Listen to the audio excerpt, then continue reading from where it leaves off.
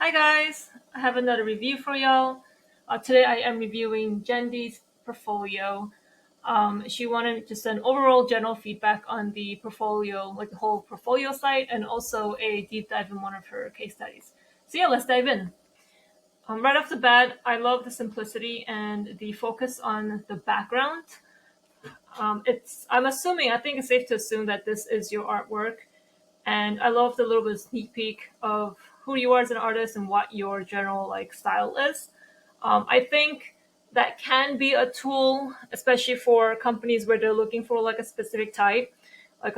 It's if an artist is naturally very more is more, lots of color, lots of things happening, then it's going to be harder for them to fit in a company where the style is more minimalistic, like simple, less is more. So kind of showing like who you are as an artist can be a tool and really help to differentiate you. And yeah, in general, love the look. I love this like bluish hue with a little bit of contrast. The gradient is really pretty. A small little easy simple blurb. I like that. With the projects, I was skimming through a little bit before. I see that you have two case studies. It's not I wouldn't say like numbers is the only thing that matters, but it is good to have a good like 3 to 5 so that they can choose from.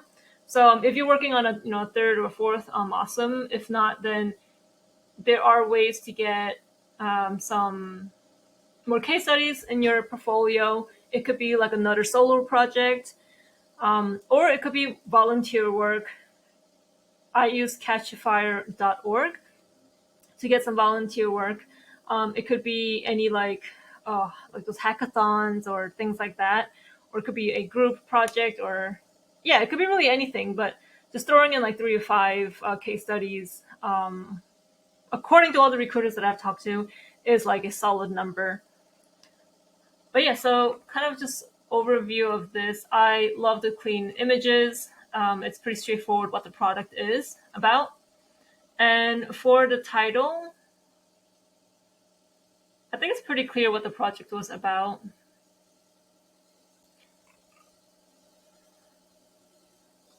Yeah, I like that this one says something about like a website. Even if it doesn't say it, I can see website, mobile app. So you've worked for a couple of with a couple of platforms, so that's awesome. But yeah, I love the simplicity. So I'm just gonna check if the links up here work. Apparently, it happens a lot where a link breaks. So let's go to work.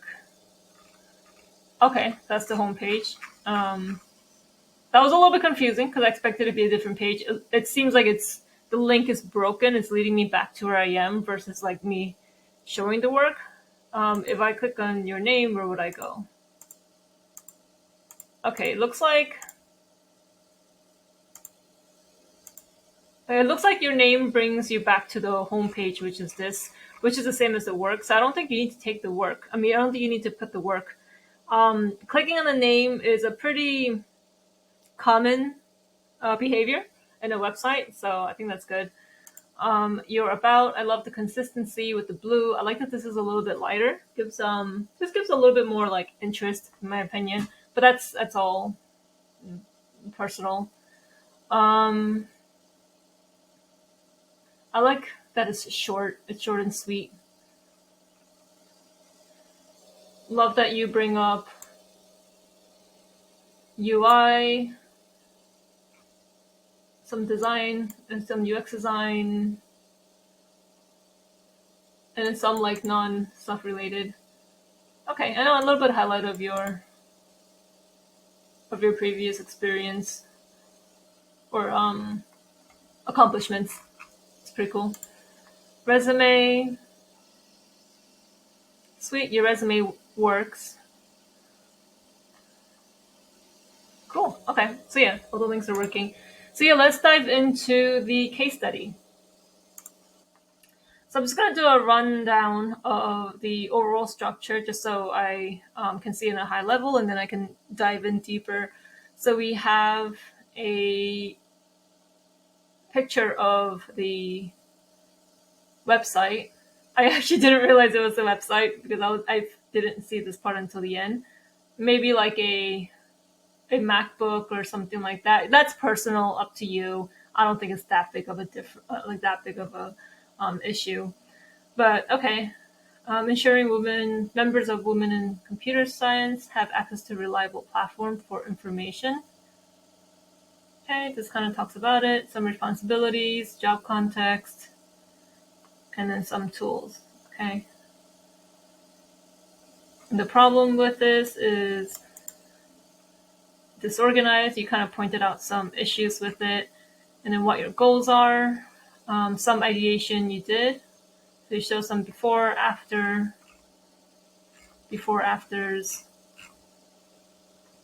and then you did some research.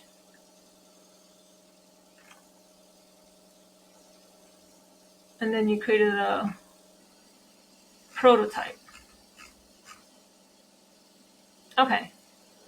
Okay, so it's a pretty simple, like straightforward project. I think the visuals are great. I mean, the website really, like the product itself, sells itself. Like the use of icon, breaking up copy, breaking up text, using things to point out what you're talking to or what you're relating to. So yeah, those are awesome.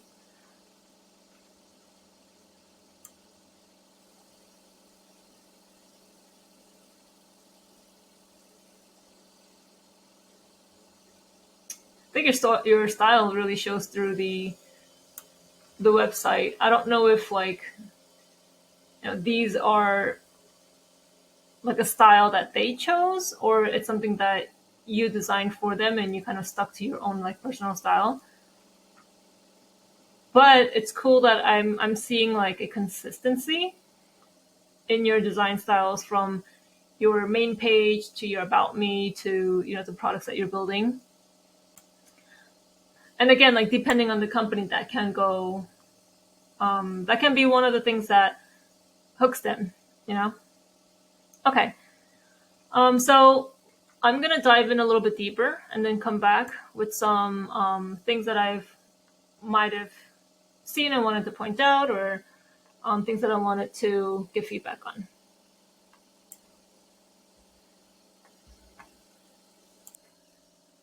Okay. There are a few things I want to talk about. I'm excited I should talk about a couple of these points. The first one is I want to just kind of go through and um, talk about some of the, I guess, like structural things that I've noticed throughout, and also some of like tiny little details. The second thing I wanted to talk about, and this is, I'm really excited about this, is how to make a very simple and straightforward project very valuable as a case study. And I am a little bit hesitant to use the word simple and straightforward because that I'm not saying that the project was easy by no means, but some projects has a little bit more twists and turns and just a more complex problem. And some projects are a little bit more straightforward in their problem, a little bit more direct, right? The task itself was simple, not necessarily easy, but simple, but it is just as valuable. And the reason why I'm excited to talk about this is I don't know about anyone else, but for me personally, I've had a couple of projects that were in my eyes back then like easy, simple, straightforward. There was nothing to it. You just did XYZ, and I kind of discarded it in my mind, thinking that it wasn't as valuable. Instead, I need to show something more like complex and complicated with this crazy problem that hasn't been solved yet, and all that shiny and glittery things to like catch people. But that's not necessarily the case. Knowing what I know now as a UX designer, some projects are going to be very straightforward, but when you're working on it, there's still a lot of thoughts that go in, a lot of design decisions, a lot of context, And surfacing those in the case study is going to be what makes it very valuable to the recruiter or the hiring manager that's looking into it. So with that said, let's dive into the first part where I just want to pick out like just nitpicking a little bit of like the details and also just the structure. The first thing that came into mind was that it was not what's the right word? Not difficult to read, but something about it wasn't like didn't feel as buttoned up. And the more I looked at it, I think I'm attributing that to the overall structure, or I don't know what the official word is, but like for example, like alignment of the text and how that is kind of inconsistent throughout. So what I mean by that is, let's go here as a example. Some of the headers are left aligned. Some of them are center aligned. And then some of them, actually, yeah, they're either center aligned or they're left aligned. And then sometimes the content underneath it are left aligned or center aligned. And then this like back and forth makes it feel a little bit messy. So for example, this is the images are smaller than like it's not smaller than the full width. So then my eyes are going from here to now the center aligned header to now the center aligned bigger header. I don't know. I don't know official terms. And then the body, which is left aligned, so it goes back over to left. And then because there's 3 columns, my eyes go back in, and then line back out, in, out, out. So that's what I mean by like that makes it look messy. Versus when you take a look at something that looks very clean, usually your eyes can, for the most part, like line up to the left. So this right here, these two being center aligned and this being left aligned, and then these 3 column being indented, but at the same time different size from all these images or sections has a different width. All of that inconsistency is making it feel messy. So something that like, and again, there's going to be a lot of ways to fix this. It depends how you want to do it. But for the sake of giving an example, the way I would do is I would left align everything. There, mainly because the body should be left aligned. If the body is center aligned, there's something about center alignment that's very difficult to read. So the body should be left aligned. And just to keep with that consistency, this header should be left aligned, and then this too. So now it's okay if your images aren't max width, because that's going to look crazy. So it's okay if the images are smaller. Now my eye's going to see an image, okay, and then I can see, small title, like the big header, the body. And then if this 3 column is spread out where it is end to end, or the size of all of these sections, like these images, this section and that is all the same, and it's just a little bit wider, then it would look consistent, right? Because it's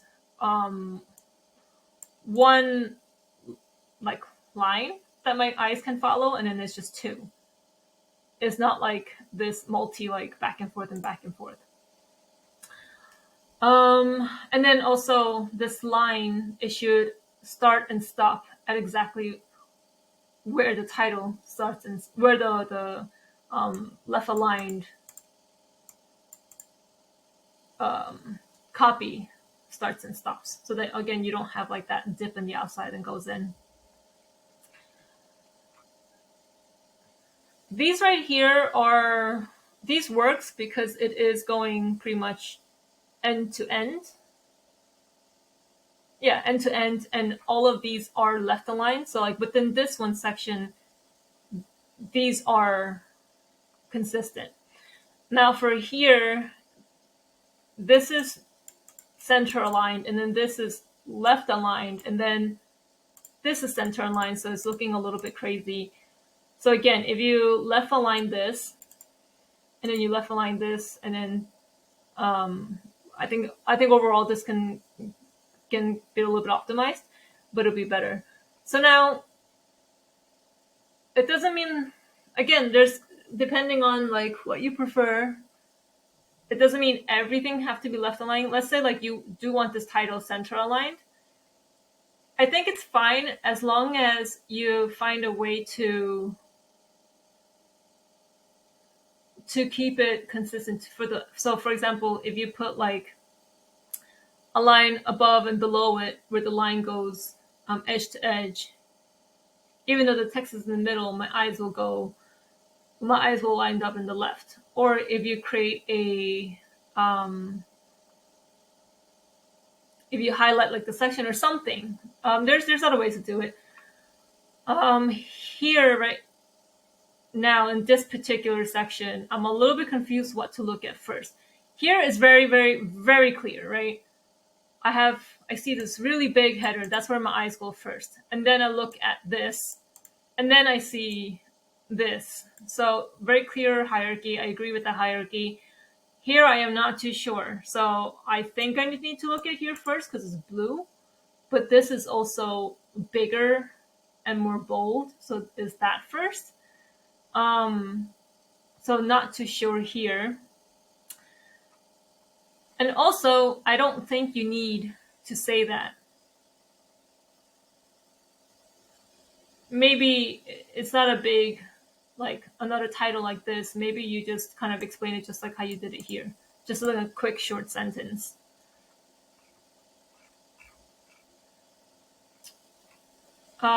Here, if you want to leave the structure, I think it works. And the reason why I think it works and I think it could be better optimized is that for the most part, it is following the same size as here. I think, if you're going to go that route, you should bring it in a little bit closer. So again, it is following this one line that's the same as the photo, which is going to be the same as this section, and it's going to be the same as this photo. Yeah, same. Okay, so yeah, that was one of the things I wanted to mention. Another thing is I didn't see this at first. I missed it actually twice because I took a look at your portfolio twice before I was recording this. And while I was recording and I mentioned it, that was the first time I actually noticed these. Mainly because the color against the background is not as, it's a very light gray and it's also very small. So whether you want to make it darker or just a little bit bigger, just make it a little bit more pronounced, I think would be a little bit more successful. You could just play around with it. Maybe it's just maybe if you leave it the way it is and you left align it, maybe it would catch my eye more because it's left aligned and my eye's already starting from here. I can see it. See, I would play around with it a little bit. And then the other just like tiny little nitpick I had was I love these shadow that you used for your screens because it really makes them pop out. There are two screens that you did not use that for. Where are you? Oh, these two right here. Actually, 1, 2, 3. So these three, and because the white background and your very pale yellow, it's blending into each other. So yeah, just putting like the shadow back in. Another thing is giving space here. I'm curious how it would look if you gave more space between the two, rows of screens, or two sections? Yeah, two sections. And the reason why that makes me why I'm feeling something I'm not quite sure yet is it's kind of bleeding into each other. So it's a very long scroll, which is not a bad thing. It really is not a bad thing. I like the size of these screens because I can really see the detail. It's a long scroll, and then I just don't think there's enough, like, there's not enough break for me to instantly tell it's a new section. Like, I could just kind of keep scrolling, and then it kind of blends in. So I think if you put a little bit more space, I can clearly say, okay, that's the end of this screen, and a new one starts, and now this one is events. So yeah, I'm curious if that would kind of solve that. But yeah, those are really just like very nitpicky little things. For some reason, it works here. I don't know. It looks like it's the same spacing. Maybe it's because I have all of this space right here to like separate it. I think that's why. I think if this was just as long, I don't think there. I think I would feel the same thing as I do down below, where I feel like I need a little bit more breathing space in between. Okay. And then the last thing in this section I wanted to talk about was making it a little bit more scannable and a little bit more, making the copy a little bit more descriptive and straightforward, I think is the right word. It's very descriptive. I like the way you took it, where it's not just like just a title, a very generic title and another very super generic title. I like that it's descriptive to your to what you're trying to talk about in the section. Like a rapid prototype based on my personal experience. I think it's awesome. Like I don't even need to read any of that to know what I'm gonna see in this section. I think it's great. I just wanted to push it just a little bit further in some specific sections. And actually, this is the section I was talking about.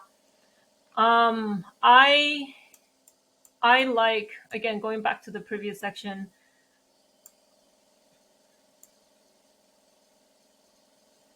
I like these. I like this title. I like this title. I'm trying to figure out why, so I can further explain why these titles aren't working for me.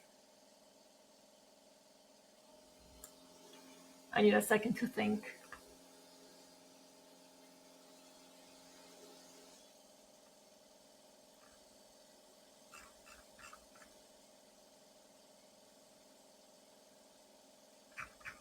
Okay, I think I know why. All right, so pretty much you summed up what you're talking about in this entire section with this one sentence.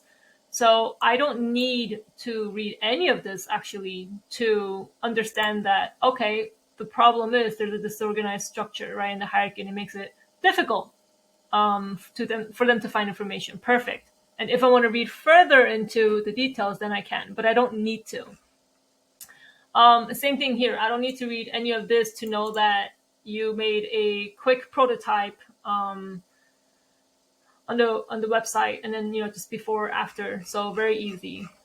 Now here, okay, I see that you made you had some insights on how students get details about a club, but I have to read in order to find out what they are. So maybe again, great, but I want to push it just a little bit further. Maybe summarize the findings in the title so that I don't necessarily have to read any of this, see the chart to understand some of the insights that you found.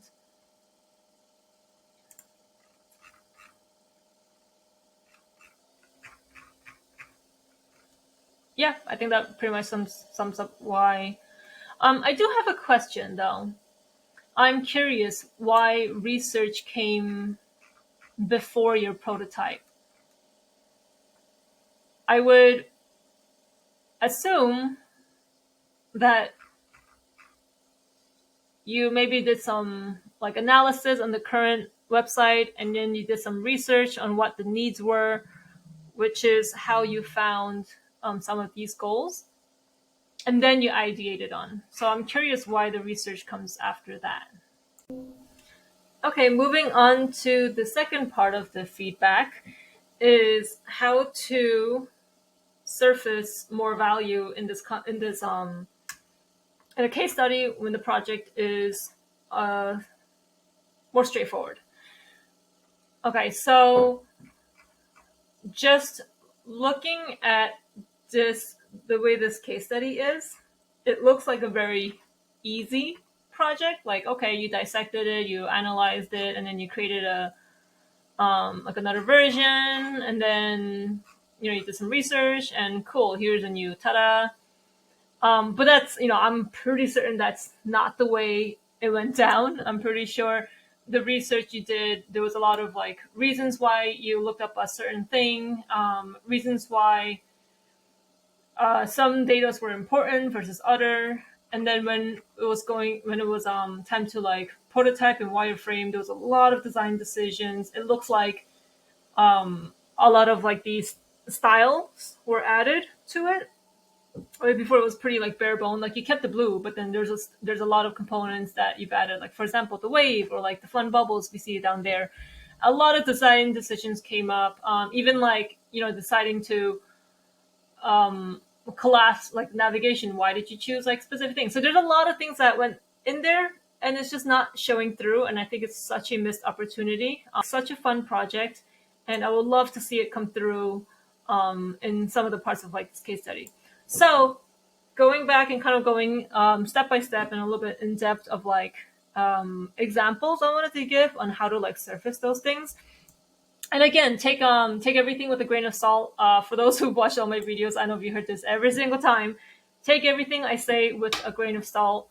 Number one, I don't know your project. I don't know what went behind, what was behind the scenes. I don't know why you did certain things, the way your brain works. I don't know the constraints. I don't know anything about this. A lot of the examples that I'm going to give is more like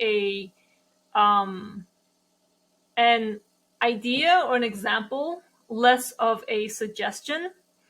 And then, depending on how you want to solve it and what best fits your project, you can, that's how you'll best figure out how to solve for it. So, a couple of things that I thought would be a great place to kind of surface a lot of this is, well, no, let's take it a step back, even like further. I think a big part of all of this that's missing is the why behind things and how your brain works. And all of that detail, I think, can make this case study very, very valuable to the reader, so the recruiter, the hiring manager. So for example, let's focus on just this section. Now, you did a rapid prototype, okay, based on your personal experience with the original website. So I am kind of confused with the wording. I think I know what I know what you're saying is this is based off of your analysis of the website and your assumptions and all that fun stuff. So you were saying that the initial website was overwhelming. It lacked a clear sense of direction. Based on your personal experience, you designed a new layout and structure information hierarchy and gave each section its own page. A recent news section and footers. Okay, so you kind of explained a little bit here. This prototype was initially completed within a limited time frame for the election to showcase my abilities as a webmaster. Okay, so you were in a time constraint. I'm not sure if that's important in the case study. It's up to you. But um, after explaining a little bit of that, you went into the before and straight into the after. I love seeing it side by side. It really makes me see like the big change that you did and kind of see like where it used to be to how it is now. And I think that's really cool. So like I think keeping it side by side like this is a win. I think a couple of things that we can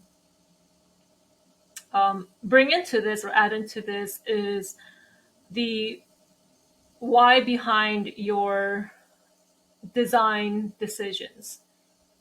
And then on top of that, if you want to push it a little bit further, it's the strategy behind your structure.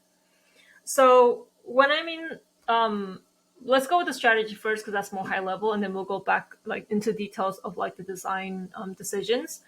So a strategy for a website, in order for a website to be successful, it needs a strategy behind it, right? The strategy is, what is the purpose of the website? Who is it targeting?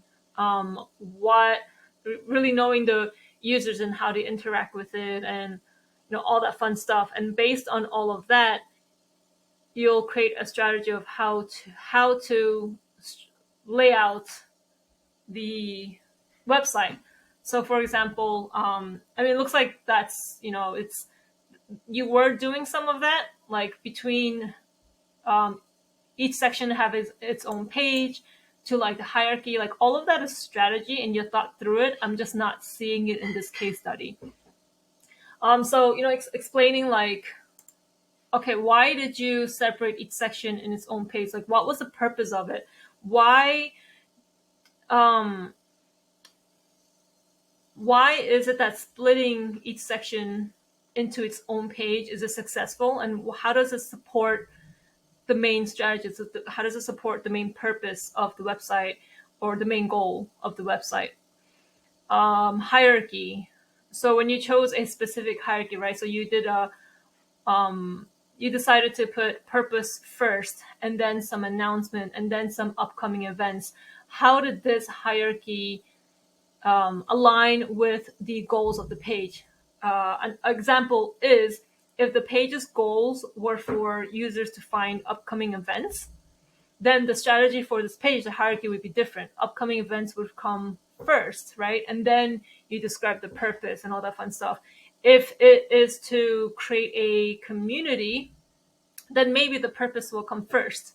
So all of that ideas and that thoughts, it looks like you've already done it.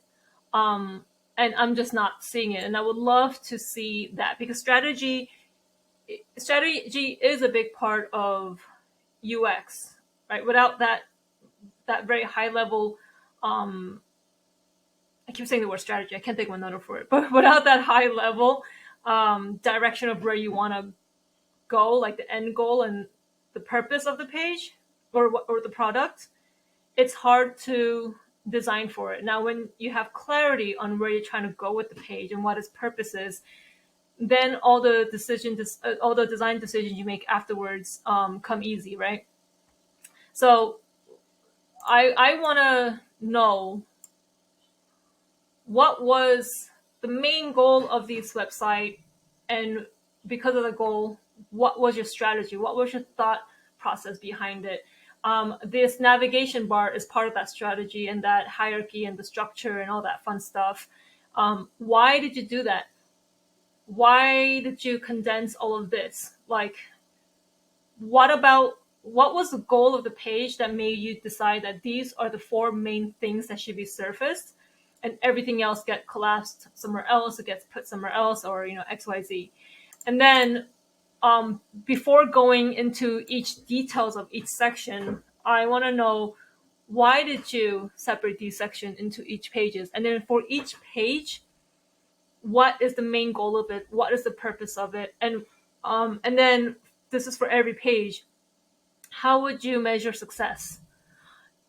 If that page, what would it mean for that page to be successful? So is it like, this page would be, we would measure success if, I don't know, 20% of those who come into this website click on an event and sign up, or whatever that is. Defining all of that in strategy, I think that will give this case study in general like a lot more value, and really allow the reader, the hiring manager, the recruiter, to understand your level of thinking, and that you think beyond pixels and you think beyond colors and beyond font sizes and how thick a stroke should be, right? And then after like that overall like purpose and strategy, now going down to like the design decisions, I would love to know why, number one, you kept the blue. Is it just, if it's just a constraint, maybe it's not as necessary to mention it. But if there's anything, something new you added, why did you do it? So for example, like this wave, why did you think the wave was appropriate? Is it because your users, you want to create this like really fun kind of a bubbly, a lot of, a lot of users are like young and they're, whatever the reasoning is. um why did you choose to make everything rounded, right? Your round radius are very round. Actually, I would actually kind of go back because some of them looks a little bit inconsistent, but anyways, sorry. I digress. But yeah, like, and these are all examples. I'm not saying you need to describe every little detail like a border radius, but any like details that you think is worth mentioning. I don't know if you did, but if you did, like if you changed the font style, why did you choose that font style? Why did you change the header from blue to like white? So like really like allowing the readers to tap into your brain and to understand how it works, why it does what it does, and then how do you like not justify, but um I can't think of the word, but like how do you justify like those designs?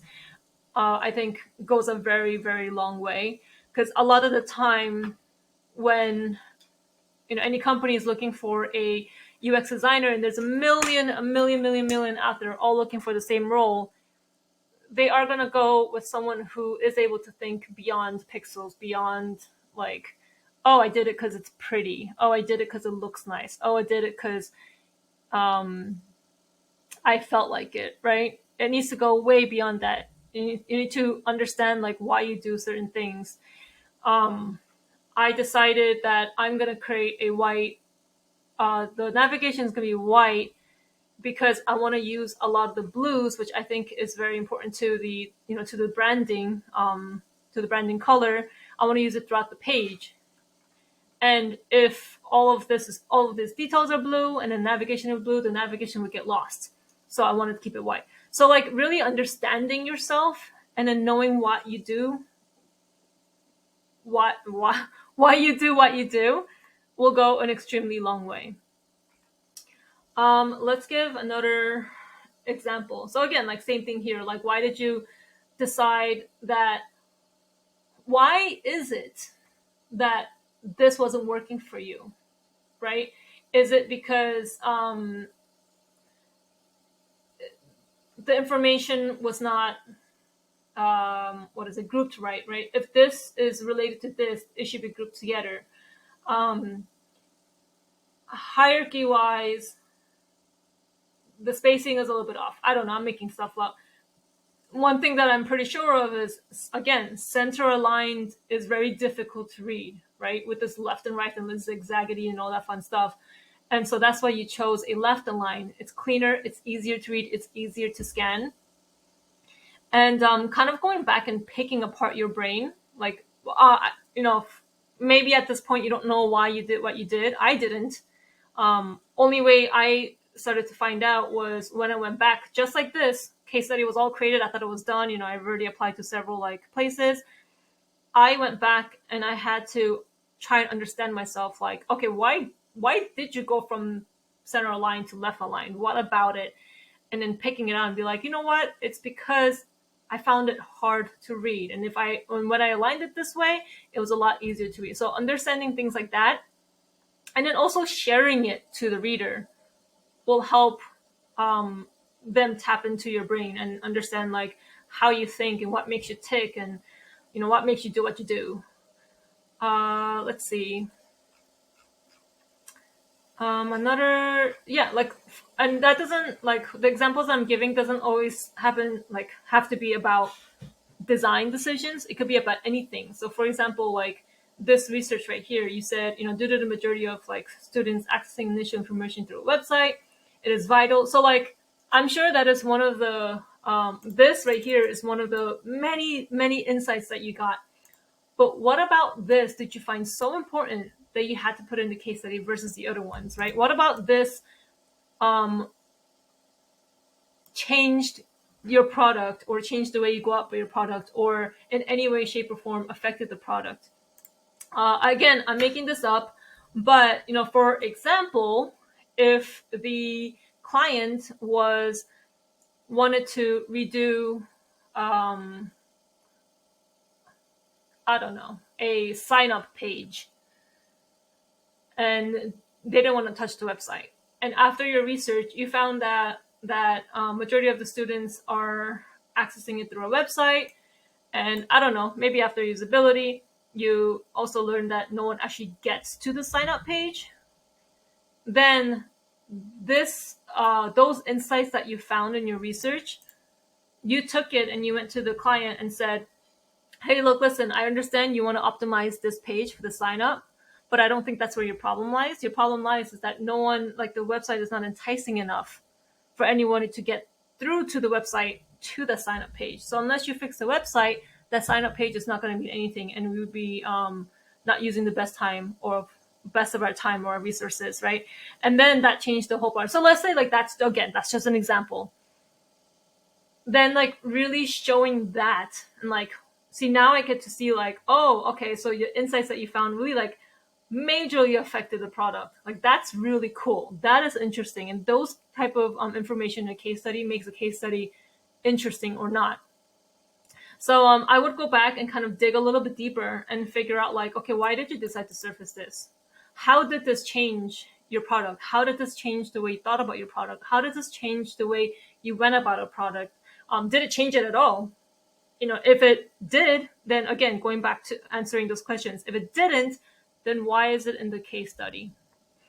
And questioning, like, your decisions on every single section, I think would help push this case study a lot further.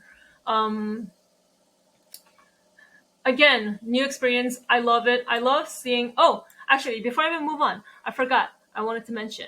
You said, you did a rapid prototype and stuff. Was there iterations, or did you just kind of, like, go with the first best thing that you make? That does make a very big difference. And again, take it with a grain of salt. But from those that I talked to, more experienced designers, other recruiters, being able to iterate and come up with different solutions and then deciding on, like, the best one is ideal. Mainly because for those that go that route, they happen to come up with, I wouldn't say the best, right? That's a very harsh statement, with a better route than they initially did after iterating a lot, versus those who made one design and decide to go with it. They won't necessarily get the best they can make, only because they haven't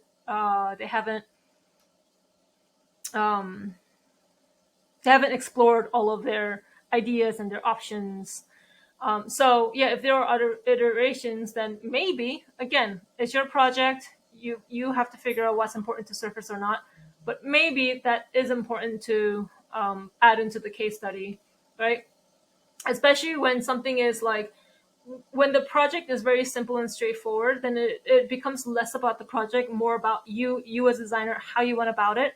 And so maybe that, that process of, hey, this is my process, I iterate a lot, and that's about you, maybe would be worth putting in the case study.